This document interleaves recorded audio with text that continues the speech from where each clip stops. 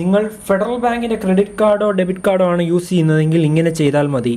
ആദ്യം ഫെഡ് മൊബൈലിൽ പോയി ക്ലിക്ക് ചെയ്യുക. ശേഷം പാസ്വേഡ് എൻ്റർ ചെയ്യുക.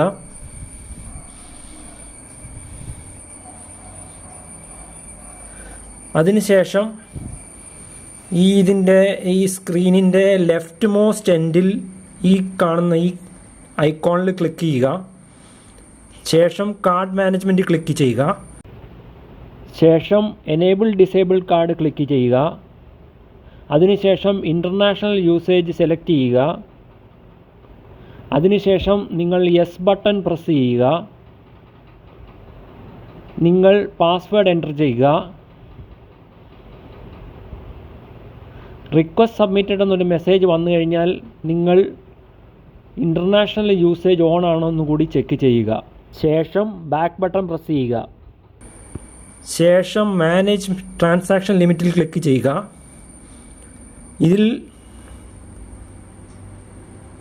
സെറ്റ് യുവർ ഇ-കോം ലിമിറ്റ് എന്ന് കാണും.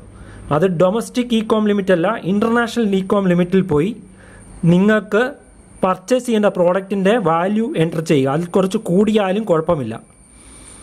ഞാനിപ്പോൾ 50,000 എന്നാണ് എൻ്റർ ചെയ്തിരിക്കുന്നത്. പ്രൊസീഡ് അടിക്കുക. പാസ്വേഡ് വീണ്ടും എൻ്റർ ചെയ്യുക. അപ്ഡേറ്റ് സക്സസ്ഫുൾ എന്ന് വന്നിരിക്കുന്നു.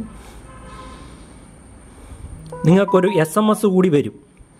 ഈ SMS ലഭിച്ചു കഴിഞ്ഞാൽ RRN സോഫ്റ്റ് വഴി നിങ്ങൾക്ക് ഫെഡറൽ ബാങ്കിൻ്റെ കാർഡ് ഉപയോഗിച്ച് പർച്ചേസ് ചെയ്യാം.